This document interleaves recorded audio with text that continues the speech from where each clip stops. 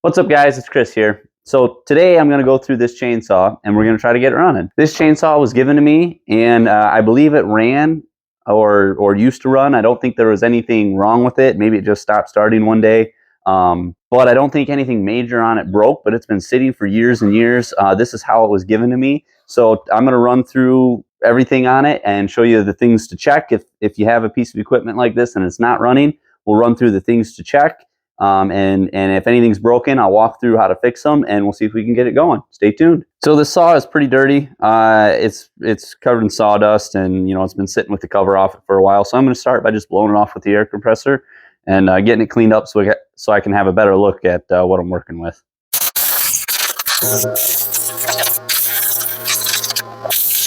So now that I got things cleaned up a little bit, the very first thing that I'm going to do is check to make sure it has spark. So to do that, this right here is your spark plug. I'm going to pop off this plug wire and remove that spark plug. So with your spark plug removed, in order to check spark, what you want to do is you want to plug the spark plug back into the plug wire. So you hear it click, and then you're going to want to ground this back part of the spark plug or any of this metal part from this hex, these threads to this part down here. You're going to want to touch that to basically, you want to ground it to the engine. So basically any metal part of the engine. So I'm just going to go right on top of the head here. And then when you pull the pull cord, you should see it. You should see that spark plug spark right there. And you'll see it spark. You'll see it spark between that little gap right in there. So all I'm going to do is I'm going to touch that metal to the engine. And then I'm going to go ahead and pull it. And I can see it sparking.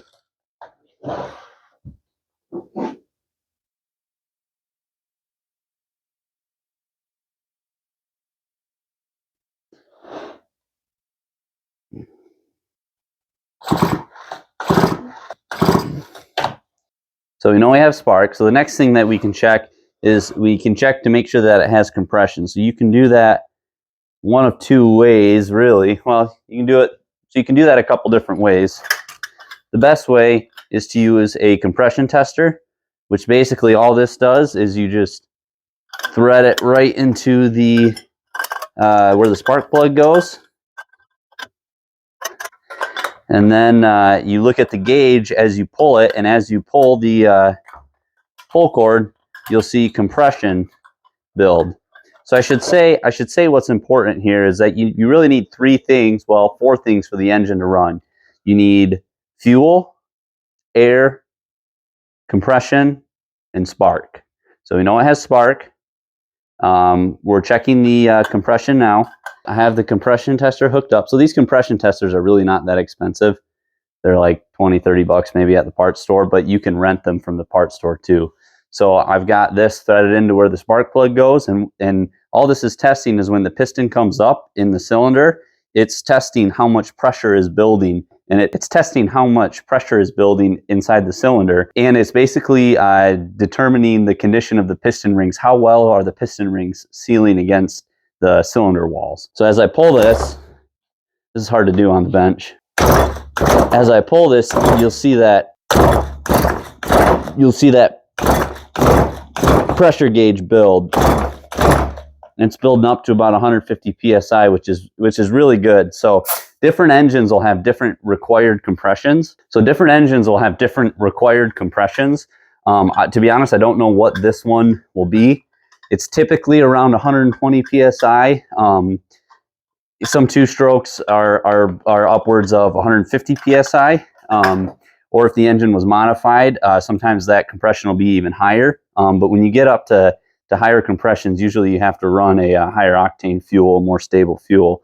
But that's another topic for a more complicated video. So also, you want to be careful not to drop any debris down the spark plug hole. So I always just make sure I don't knock any debris in there, clean it all off. I'm going to clean my spark plug here. Make sure that's all clean. Then I'll reinstall the spark plug. Hook back up the plug wire. So we know that the engine has compression and we know that it has spark. So we know the electrical side of things is good, and we know that the internals of the engine are good because we have compression and we have spark. So now the only really other thing that could be holding it from starting would be fuel and air. And fuel and air is controlled and mixed by the carburetor, which is down in here. So what I can do just to make sure it's going to fire, what I like to do is see if I can get it to fire on starting fluid. So there's probably going to be a lot of people that are going to talk really bad about me on this, but a two-stroke engine, you mix the gas, so there's no oil in the engine. You don't ever add oil to the engine or check the oil on the two-stroke engine because the gas and oil mixture goes into the bottom half of the engine and then to the top half of the engine, and basically the oil and the gas is what lubricates the cylinders. So if you spray just straight starting fluid down in your engine, you're running fuel through the engine that doesn't have any lubrication. So it's really best to, instead of use starting fluid, just put a little bit of a mixed gas, a couple drops of mixed gas down the carburetor, and that'll basically bypass any of the carburation, and it will put a little bit of fuel directly in the engine, and with that compression and spark, it should fire. Now, I'm not going to do that. I always just use starting fluid. I've never had anything bad happen because I've used starting fluid. So I'm going to squirt a little starting fluid down into the carburetor here and see if I can get it to fire.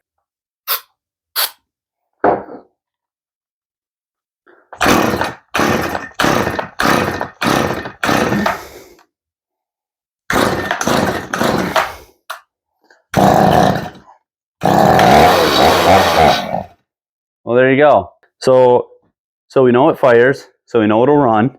Now we just got to get that fuel and air mixture tuned just right. So I haven't even checked the fuel in here, the gas in here. But what I'll do is I'll probably pull the carburetor apart, clean it, make sure the fuel system is clean, put some fresh gas in it, and then it should run, assuming there's no damage inside the carburetor. Yeah, there we go. Look how dirty that is. Let's get all that stuff cleaned up. So you want to be careful because right here, this butterfly valve right here is your choke plate. So when you turn on the choke, it closes that butterfly valve, and that restricts the airflow, and it causes when the engine's turning over, it's creating suction. And if you plug the airflow side, it causes it to suck more gas. So when you turn the choke on, you get more gas and less air. But you want to be careful because this is basically a direct shot into the engine. So as I blow this stuff off, I'm going to close this. I'm going to try to hold my finger over these holes to keep debris from blowing down inside the engine. So I got the air box off. I got things cleaned off a little bit. Now I'm going to try to disconnect this choke and throttle linkage. This is your throttle, and this would be your choke. So I'm going to try to disconnect that so that I can get the carburetor off. So I got to pop the handle apart here in order to disconnect this throttle linkage. So with that stuff off, the carburetor here should just slide out. Oh, we've got the fuel line hooked up there as well. Fuel line snakes right in here and hooks up to the carburetor.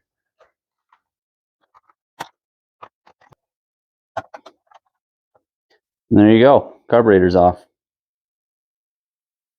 Now I'm going to try to put as much of this linkage back where it was so I remember how to put it all back together. So directly down in this hole is that's the side of the piston that you're looking at there. And then as I turn over the engine, you'll see that piston come down. Right there's a piston ring on the piston. And when the piston goes all the way up, which there's compression, let me pull it all the way up. As the piston goes all the way up, you can see the connecting rod because the fuel and air mixture goes into the bottom half of the engine before it goes into the top half of the engine. Now the piston's going back down.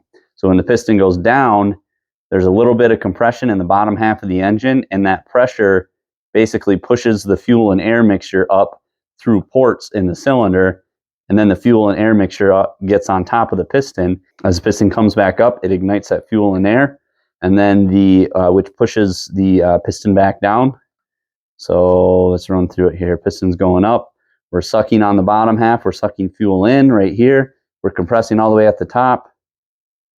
The piston fires, and then we are pushing down and transferring that fuel from the bottom half to the top half. So when cleaning a carburetor, it's really important to try to keep things as clean as possible. So I've got this piece of cardboard here with some clean rags on it, where I'll disassemble the carburetor. And then I got some other rags for kind of wiping stuff off and cleaning stuff out. And I also have a can of carbon choke cleaner.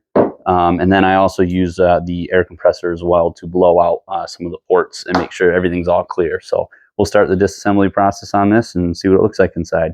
So another thing is that these carburetors usually have, on small two-stroke engines like this, they have a fuel pump that is run by pulse pressure from the crankcase on the engine.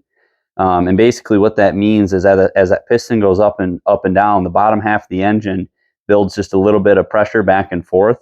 So it sucks and then it pulls. So that the pressure goes like kind of positive and negative. It kind of goes back and forth. And that pumping air is used with like check valves, control butterfly flapping valves in the fuel pump section of the carburetor. And that's what pulls the fuel into the carburetor for the engine to use. So this port right here is the pulse line. So this is technically this is an air port that goes to the crankcase. And as the engine pulses back and forth, it pumps down here is where the fuel comes in. It sucks the fuel up in. So we'll pop this bottom guy off and see what it looks like. Always be very careful. So these little flapper valves right here, these flapper valves sit flat against these ports, and so it allows gas to get sucked in one way. But then if the pressure tries to go the other way and the gas tries to go the other way, that valve snaps shut against this flat surface and doesn't allow gas or air to go back through the other way. So really, this section right here is all the fuel pump is. Very simple. But we have gas that comes in here, and if I spray a little carb cleaner in our fuel inlet line, it's going to come out of one of these holes here. Yep, so that's where the gas comes in. So one of the things, if you're not getting gas, is you always want to make sure that's clear and not clogged up anywhere, because that's where the gas comes in. So now we'll take this other side off, see what we got going on in here. I imagine we'll have a needle and seat in this side, and maybe a jet or two.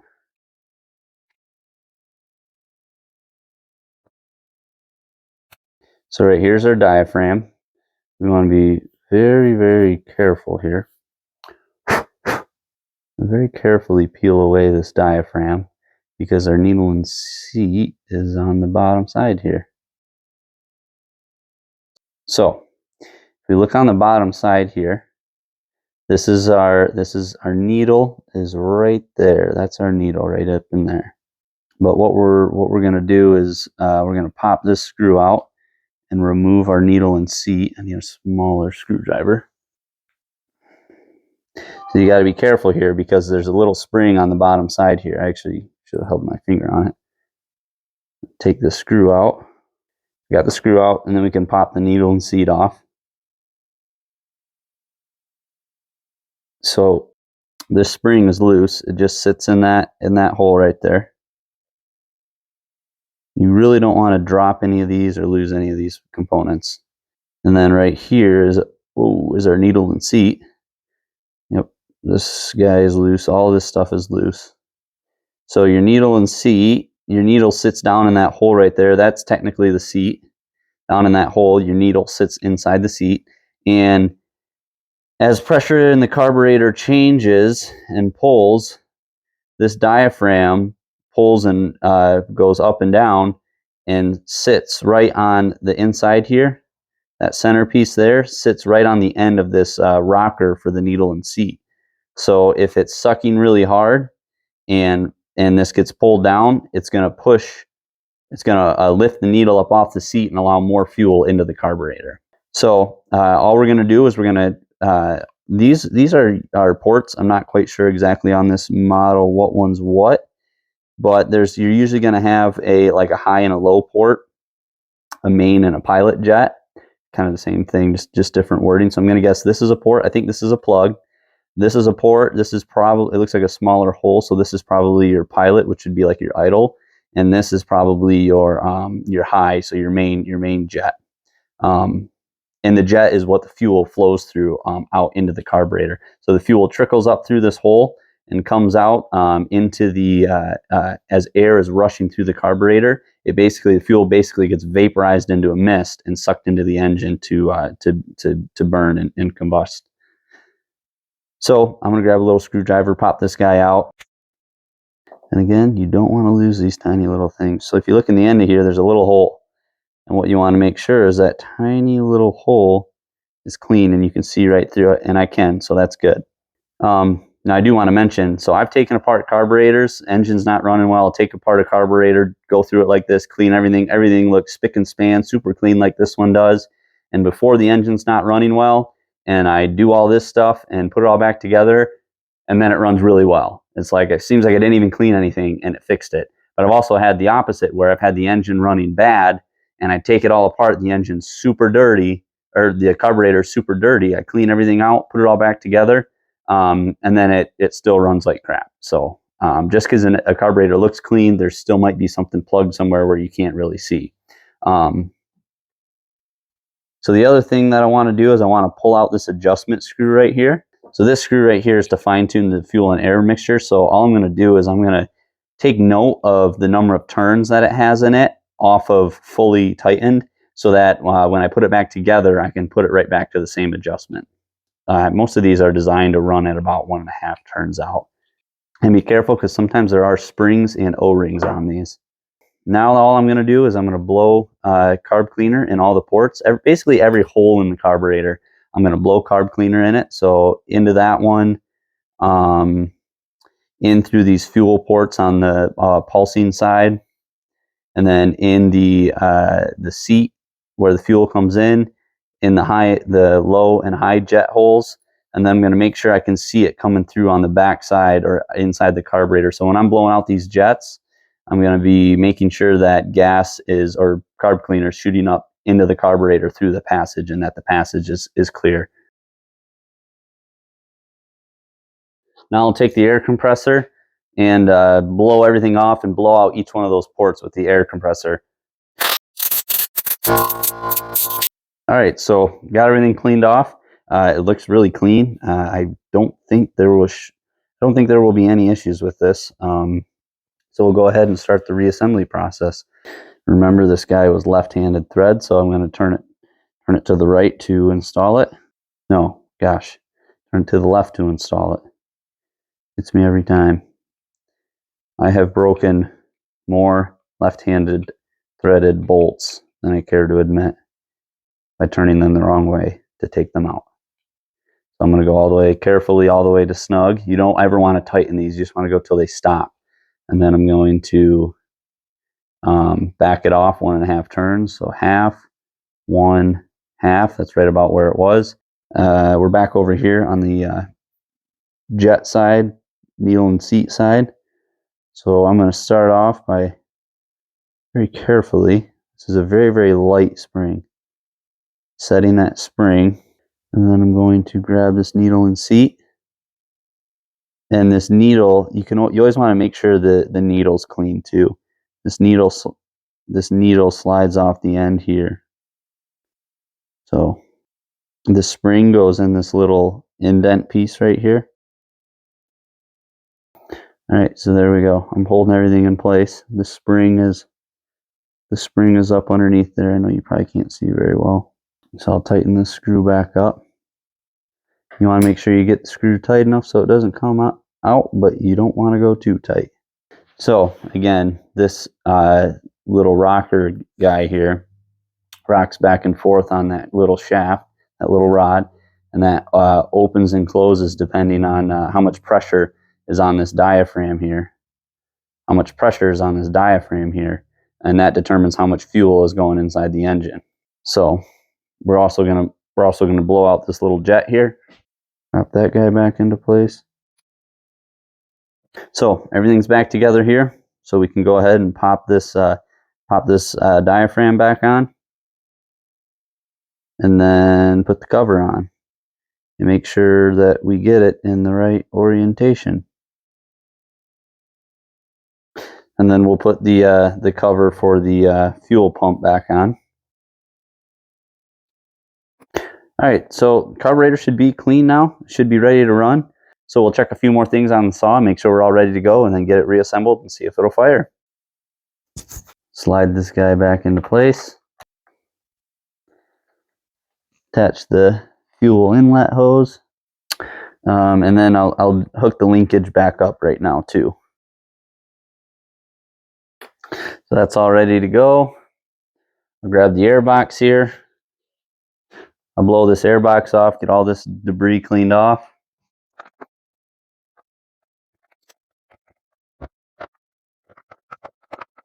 All right, so the one other thing that I want to check is I just want to visually look into the fuel tank, and I want to make sure there's no debris in there and that the fuel line looks hooked up and everything looks fine in there. I have no reason to believe that there is debris in there because everything was so clean in the carburetor. We'll take a peek in there. A little bit of debris, but not too bad. There's a fuel filter there at the end, and at the top of the screen, that's where the fuel line goes up and out into the carburetor. I just want to make sure that, one, it's not too terribly dirty, and two, that that fuel line is still hooked up, because sometimes those fall off or break, and then it can't suck up gas. So should be able to suck up gas into the carburetor, no problem. All right, so we got a little bit of gas in it. Let's see what happens when we pull it. Let's see if it'll fire. Full choke.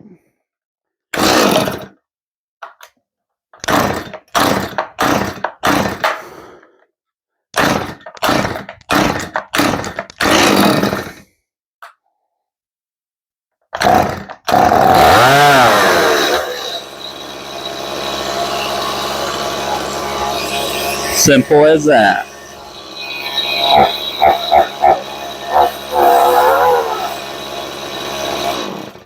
I'm going to step outside before I rev it up.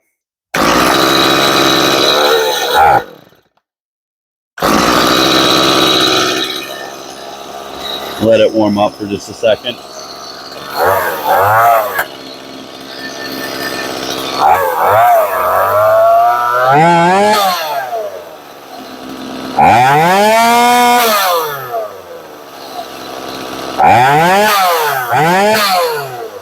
Pop this cover back on. Yeah, there you go. Sweet. Well, now I got myself, so this is a Stihl MS 180C. I don't think I ever said that. But this is a really great little lemon saw, or if you're just working out doing like hinge cuts or habitat work, or trimming small trees, not having to carry the big saw. This is great. So pretty happy to have it. Got it running. I hope running through this helps you guys get your saw running. If you have any issues, running through the checks that I did works on. It's really similar on pretty much any two-stroke engine. Obviously, a chainsaw is a two-stroke. A weed whip, a leaf blower, or like even jet skis or dirt bikes, two-stroke that are two strokes. It's all the same concept. Yeah, thanks for watching. I hope this helps, and we'll see you later.